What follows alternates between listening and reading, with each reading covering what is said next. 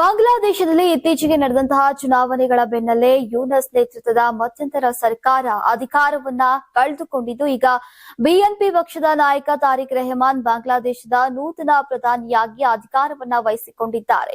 ಈ ಬೆನ್ನಲ್ಲೇ 18 ತಿಂಗಳ ಅವಧಿಯಲ್ಲಿ ಯೂನಸ್ ಸರ್ಕಾರ ಮಾಡಿದಂತಹ ಎಲ್ಲಾ ಅರಾಜಕ ಕೃತ್ಯಗಳು ಒಂದೊಂದೇ ಬಯಲಿಗೆ ಬರ್ತಾ ಇದ್ದು ಬಾಂಗ್ಲಾದೇಶದ ಅಧ್ಯಕ್ಷರನ್ನೇ ಯೂನಸ್ ಗೃಹ ಬಂಧನ ಇಟ್ಟಿದ್ರು ಎಂಬ ವಿಚಾರ ಬೆಳಕಿಗೆ ಬಂದಿದೆ. ಈ ಕುರಿತು ಸ್ವತಃ ಬಾಂಗ್ಲಾದೇಶದ ಅಧ್ಯಕ್ಷ ಮೊಹಮ್ಮದ್ ಶಹಾಬುದ್ದೀನ್ ಅವರೇ ಬಾಂಗ್ಲಾ ಪತ್ರಿಕೆಯೊಂದಕ್ಕೆ ನೀಡಿದ ವಿಶೇಷ ಸಂದರ್ಶನ ಬಹಿರಂಗಗೊಳಿಸಿದ್ದು, ಯೂನಸ್ ನೇತೃತ್ವದ ಸರ್ಕಾರ ನನ್ನನ್ನ ಅಧ್ಯಕ್ಷರ ಅಧಿಕೃತ ನಿವಾಸವಾದಂತಹ ಬಂಗ್ ಭವನ್ಗೆ ಮಾತ್ರ ಸೀಮಿತಗೊಳಿಸಿ ಒಂದು ರೀತಿಯಲ್ಲಿ 18 ತಿಂಗಳು ಗೃಹ ಬಂಧನದಲ್ಲಿರುವಂತೆ ಮಾಡಿದ್ದು, ಆರೋಗ್ಯ ಸೇರಿದಂತೆ ಧಾರ್ಮಿಕ ಚಟುವಟಿಕೆಗಳ ಹಕ್ಕನ್ನ ಹತ್ತಿಕ್ಕಿದ್ದಾರೆ ಅಂತ ಗಂಭೀರವಾಗಿ ಆರೋಪವನ್ನ ಮಾಡಿದ್ದಾರೆ.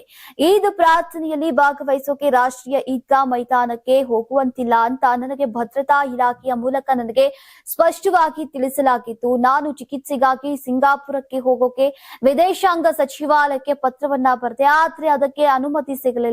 ಅಮೆರಿಕಾದೊಂದಿಗೆ ನಡೆದಂತಹ ವ್ಯಾಪಾರ ಒಪ್ಪಂದದ ಸಮಯದಲ್ಲೂ ಸಹ ಇದರ ಬಗ್ಗೆ ತಿಳಿಯದಂತೆ ನನ್ನನ್ನ ದೂರವಿಟ್ಟಿದ್ದು, ನನ್ನನ್ನ ಪದಚ್ಯುತಗೊಳಿಸೋಕೆ ಷಡ್ಯಂತ್ರವನ್ನ ಹೂಡಿದ್ರು. ಅವಧಿಯಲ್ಲಿ ಯೂನಸ್ ದೇಶವನ್ನ ಅತಂತ್ರ ಸ್ಥಿತಿಗೆ ತಳ್ಳಿ ಹಲವು ಅಸಂವಿಧಾನಿಕ ಕೃತ್ಯಗಳನ್ನ ಎಸಗಿದ್ದಾನೆ. ಆದ್ರೀಗ ಹೊಸ ಸರ್ಕಾರದಿಂದಾಗಿ ನಿಟ್ಟುಸಿರು ಬಿಟ್ಟಿದ್ದು ನೆಮ್ಮದಿಯಿಂದಿದ್ದೇನೆ ಎಂದಿದ್ದಾರೆ. ಇದು ಸದ್ಯ ಬಾಂಗ್ಲಾದೇಶದ ರಾಜಕಾರಣದಲ್ಲಿ ಸಂಚಲನ ಮೂಡಿಸಿದ್ದು, ದೇಶದ ಗೌರವಾನ್ವಿತ ಹುದ್ದೆಯಲ್ಲಿರುವಂತಹ ಅಧ್ಯಕ್ಷರನ್ನೇ ಗೃಹ ಬಂಧನದಲ್ಲಿರಿಸುವ ಮೂಲಕ ಈಗ ವೈಯಕ್ತಿಕ ಸ್ವಾತಂತ್ರ್ಯವನ್ನ ಹತ್ತಿಕ್ಕಿರುವುದು ಕುರಿತಂತೆ ತಾರಿಕ್ ರೆಹಮಾನ್ ಸರ್ಕಾರ ಯಾವ ರೀತಿ ಪ್ರತಿಕ್ರಿಯೆ ನೀಡಲಿದೆ ಅಂತ ಕಾದು ನೋಡಬೇಕಿದೆ.